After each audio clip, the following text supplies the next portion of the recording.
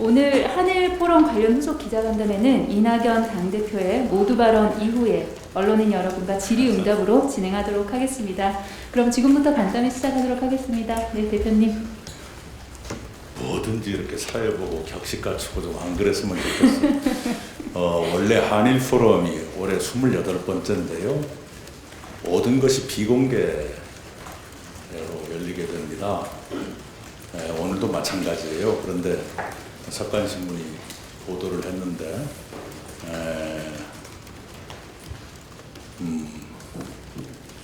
설마 그렇게 얘기했겠어요? 그렇게 거칠게 말했겠습니까? 근데 제가 가만히 있으면 그대로 또 보도가 재생산될까 봐서 그렇게 되면 제가 대단히 거친 사람처럼 될 것 아닙니까? 그리고 외교가 그렇게 거칠게 돼서는 안 되지요. 그래서 여러분을 뵙자고 했어요. 한일 포럼에서의 발언은 비공개지만 그러나 제가 바깥에서 기자들 뵙는 것이 비공개가 아니어도 되니까 그래서 뵙자고 했습니다. 한일 정상회담에 관해서 일본 측은 현안이 풀려야 정상회담을 할 수 있다는 그런 투로 얘기를 하고 있지요. 그에 대해서 오늘 저는 이렇게 말을 했습니다. 현안이 풀려야 회담을 한다 라기보다는 회담을 해서 현안이 풀릴 수 있도록 하는 것, 현안의 해결을 촉진하는 것, 이것도 지도자들의 역할이 아니겠습니까 하는 얘기를 했습니다. 지금도 그렇게 되기를 바라고요.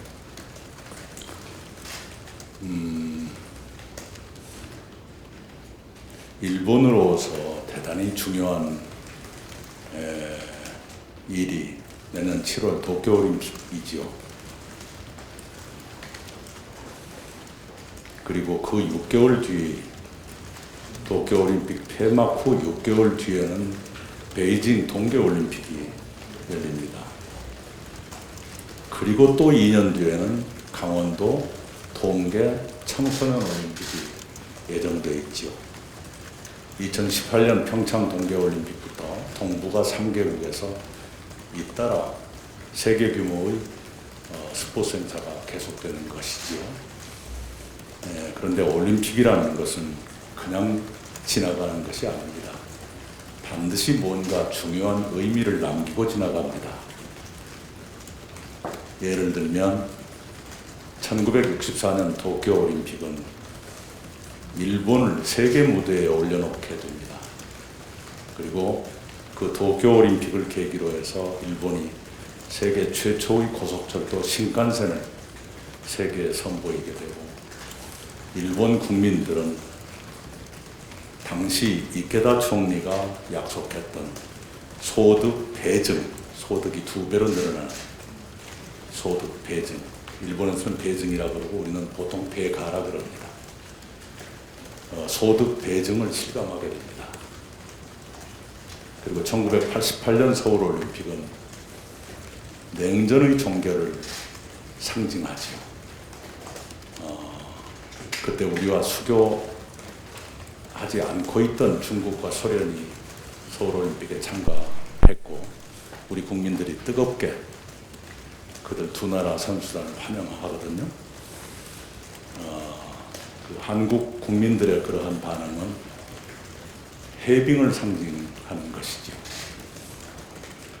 우리 냉전 질서의 얼음이 녹아내리는 것처럼 어쩌면 그보다 더 빨리 한국 국민들 마음속의 얼음이 녹아내리고 있었던 것이죠. 그리고 2002년 한일 월드컵 때 이것은 우리 한국 국민들에게 대단한 자신감을 심어주지요. 그리고 한일 관계가 가장 좋은 그런 정점에 서게 됩니다. 김대중 오부치 시대, 특히 김대중 대통령과 오부치 케이조 일본 총리 사이에 채택된 한일 파트너십 공동선언이 1998년에 발표되는데 그 이후에 2002년 한일 월드컵이 공동 개최돼요. 그때 한일 관계가 우리가 기억하는 최근 현대사에서는 가장 좋은 상태였습니다. 지금 제가 얘기하고 있는 것은 스포츠 행사는 그냥 지나가지 않는다. 뭔가 중요한 의미를 남기고 지나간다는 말씀을 하고 있는 겁니다.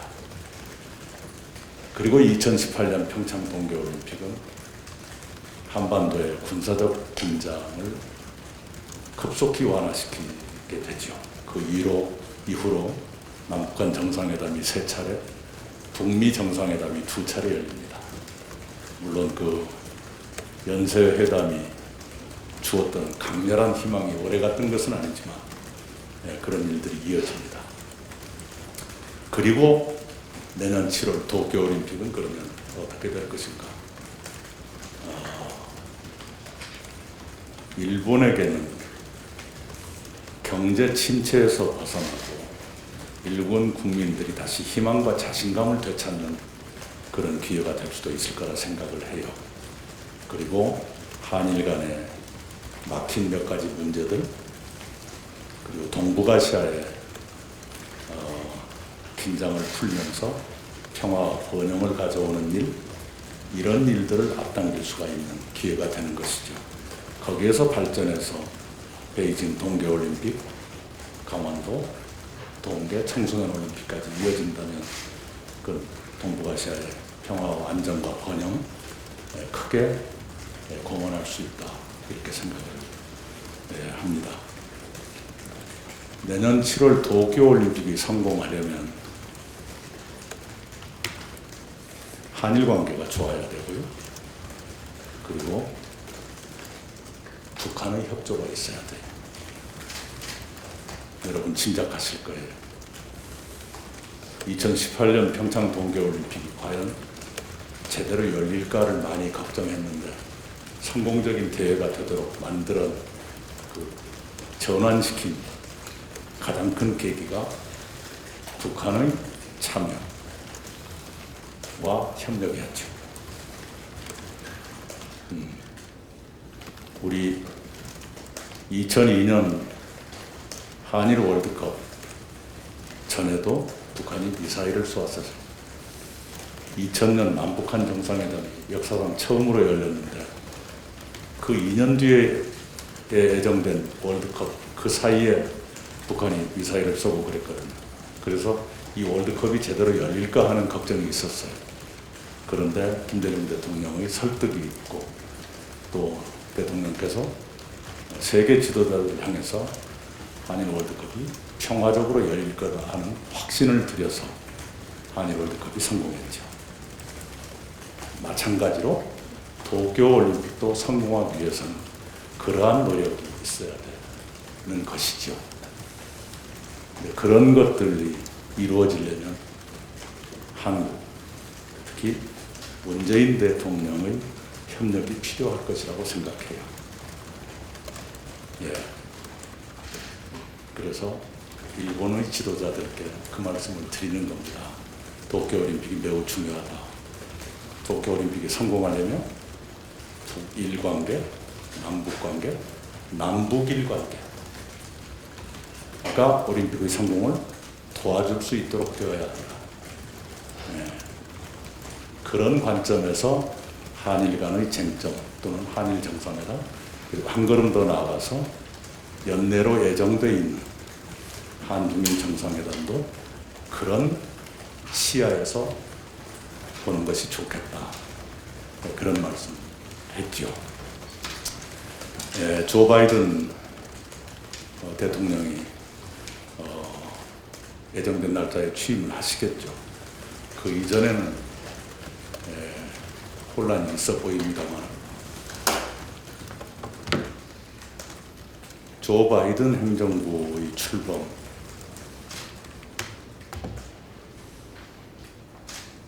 앞서 한일 관계도 개선되고 그래서 한국과 일본, 문재인 대통령과 스가 요시히데 총리가 같은 목소리로 조 바이든 대통령께 설득을 하고 그래서 그것이 동북아시아의 평화와 번영에 기여할 수 있게 된다면 최상이겠죠. 그렇게 되기를 바란다. 이 말씀을 저는 드리고 싶어요. 그것을 위한 저의 생각을 말씀드리면, 우선 바이든 당선인께서는 2018년 6월 12일 트럼프 대통령과 김정은 위원장이 싱가포르에서 채택했던 이른바 싱가포르 합의를 인정하고 유지하고 발전시킬 필요가 있다. 그 생각을 해요. 그 싱가포르 합의는 역사상 최초의 북미 간 정상 합의입니다. 그리고 남북미가 모두 동의한 합의예요. 그래서 절차상의 정당성이나 내용의 합당성을 가진 그런 합의이죠. 미국에서 정권이 교체됐지만 바이든 대통령이 안정적이고 성공적인 대한반도 정책을 펼쳐나가기 위해서는 싱가포르 합의를 확인하고 유지하고 발전시킨다는 그런 선에서 출발했으면 좋겠다고 생각을 하고, 동시에 북한 측은 이런 시기, 정권이 교체되고 굉장히 민감한 시기에 혹시라도 상대 국가의 우려를 자아내는 만한 그런 대외적인 일은 자제해 주시는 것이 좋겠다. 그 말씀도 꼭 드리고 싶어요. 미사일 발사 같은 그런 군사적인 행동은 자제하는 것이 내년 이후 북한의 여러 대내외 정책을 펼쳐나가는 데도 도움이 될 것이다. 그것을 말씀드리고 싶습니다. 최근에 박지원 국가정보원장 일본을 다녀오셨고, 김진표 회장님을 비롯한 한일 의원연맹 지도부가 지금 일본 방문 중인데요.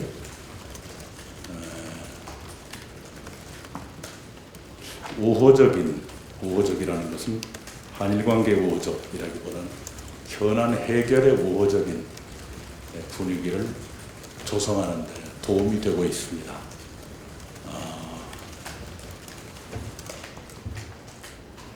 스가 총리께서 의지만 갖고 계시다면 문제를 풀 만한 지혜는 실무선에서 충분히 낼 수 있는 상태라고 저는 판단합니다. 양국 지도자들의 의지만 있다면 양국 외교 당국은 문제를 풀 만한 준비를 갖추고 있다. 고 저는 판단한다. 이 말씀을 드리고 싶어요. 그리고 다시 얘기가 원점으로 돌아갑니다만, 내년 7월 도쿄올림픽이 일본에게 얼마나 중요한 것이고 동북아시아의 평화와 안정이 얼마나 중요한 일인가 하는 걸 생각하신다면 지금부터 양국 지도자들이 의지를 표명해 주시고 양국 외교당국의 협상에 재량을 주시면 충분히 좋은 결과가 나올 것이다. 이렇게 생각을 합니다. 지금까지 제가 지금 당면한 이 전환기에 제가 생각하는 북한, 일본, 미국에 대한 저의 주문을 차례로 말씀드리는 거지요. 그렇습니다. 이상입니다. 네, 지금부터 언론인 여러분 질의 시간 가도록 하겠습니다. 질문 있으신 언론인께서는 먼저 손 드시고요. 그리고 소속과 성함 알려주신 후 자유롭게 질문해 주시면 감사하겠습니다. 뉴시스 김남희입니다. 또 동북아 간의 그 올림픽에 어떤 의미를 부여해 주셨는데, 얼마 전에 강원도 현장 최고위원회에서도 이광재 의원님께서 도쿄올림픽에 남북 단일팀이 참가하는 방안을 말씀해 주셨는데, 혹시 그런 쪽으로 추진하실 계획도 있으신가요? 그것은 남북한 간에 어떠한 협의가 있는지는 제가 자세히 알지 못합니다만, 올림픽이 있을 때마다 늘 그런 모색과 시도가 있어 왔지요. 네. 이번에도 있을 수 있다고 생각합니다. 예, YTN의 김대근 기자입니다. 그 한일 관계 개선과 관련해서 좀 더 구체적인 질문 드리고 싶은데요.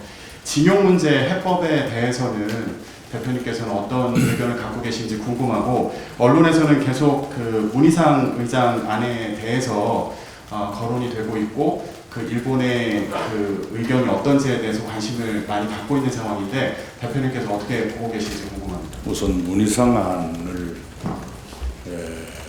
일본 측은 많이 기대하고 있죠. 그런데 문희상 안에서 우려되는 것은 피해자들의 동의 가능성, 그것입니다. 그동안에 우리 정부가 제시했던 안과 문희상 안의 차이를 보면 어디가 차이가 있는지 여러분은 보이실 거예요. 보이시는 그 차이가 바로 피해자들의 동의 가능성과 관련된 것입니다. 그 점이 우리로서는 매우 중요한 대목이죠. 대통령께서도 그걸 매우 중요시하고 계십니다.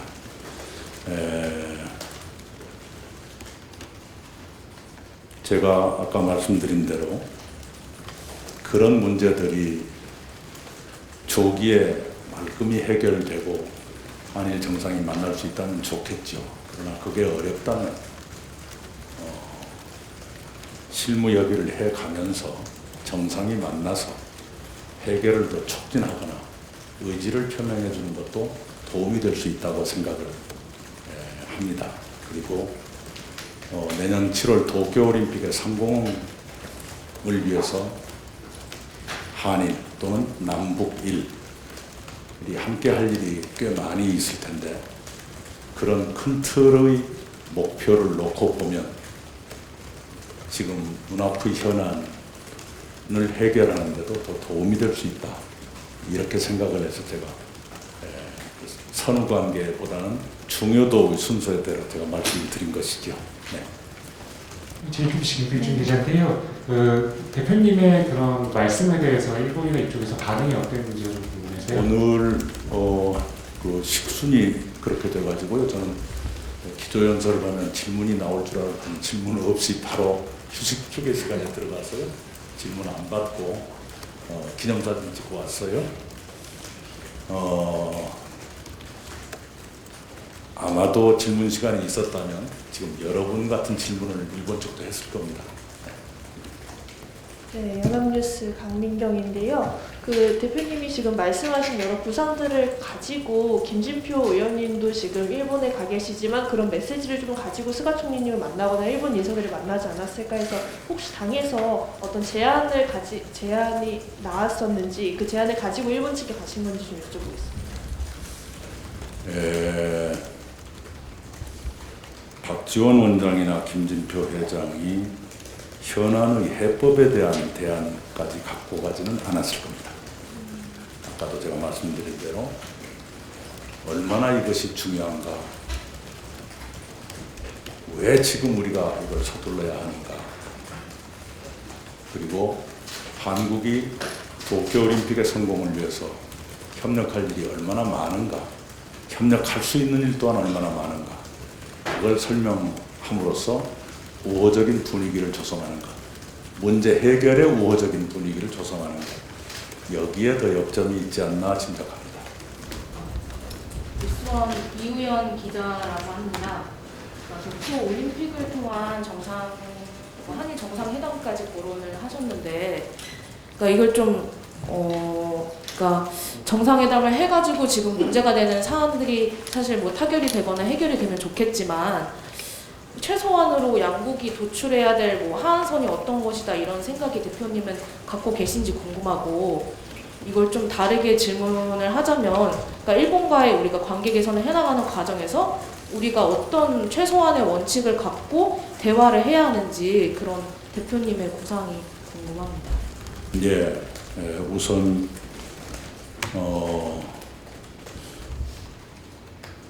좀 시야를 길게 그리고 크게 갖고요. 1998년에 김대중 오부치 파트너십 공동선언을 했던 것처럼 문재인 스가 공동선언 같은 것 나올 수 없을까?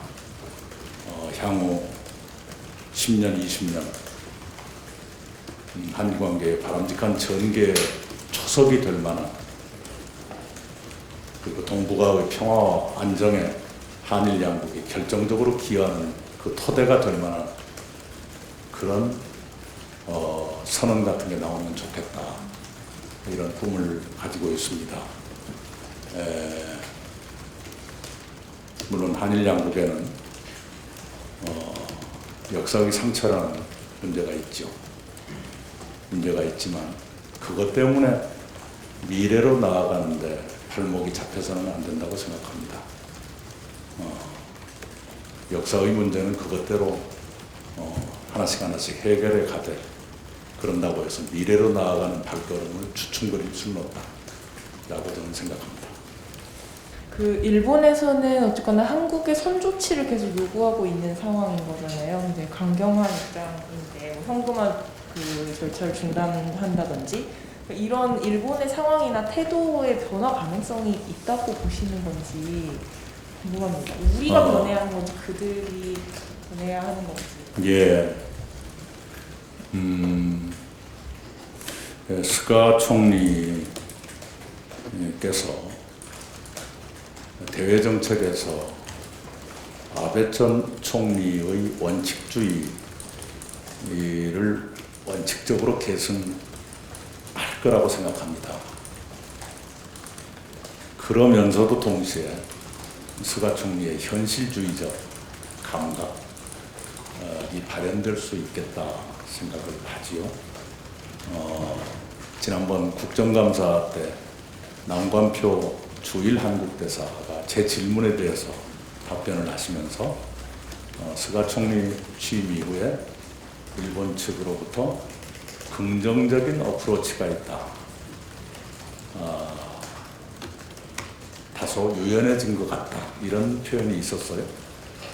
그 관측은 일본 측도 비슷하게 하는 것 같습니다. 오늘 한일 포럼에 가서 뵈니까요. 네.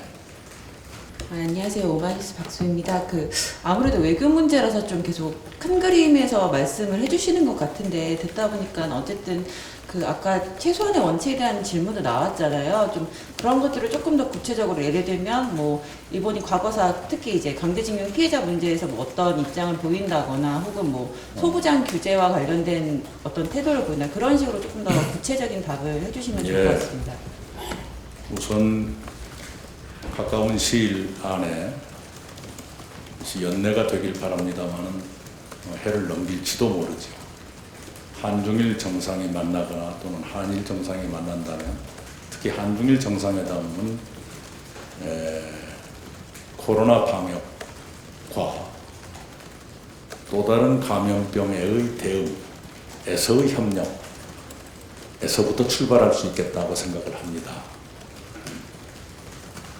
전 세계를 놓고 보면 이 동북아 3국이 방역에 비교적 성공하고 있는 나라들입니다. 그리고 앞으로 있을 치료제나 백신 개발에서도 꽤 앞서가는 그룹에 속하죠. 이 한중일 3국이 코로나 방역과 감염병 대응에서 어떤 협력에 합의하고 협력의 실천에 구체적으로 들어갈 수 있다면 세계 인류에게 희망이 될 수도 있다, 이런 생각을 하지요. 그리고 아까도 말씀드린 것처럼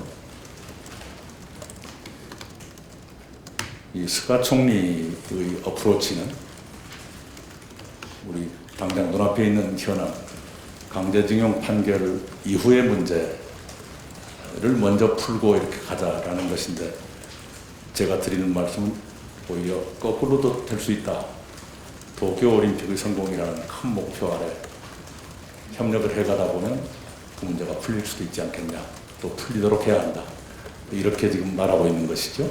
굳이 비유하자면 일본 측은 작은 것에서 시작해서 큰 것으로 가자 라고 한다면, 저는 큰 것에서 시작해서 작은 것도 풀자, 이렇게 굳이 말한다면 비유할 수 있겠습니다. 네, 그렇게 볼 수 있을 거고요. 그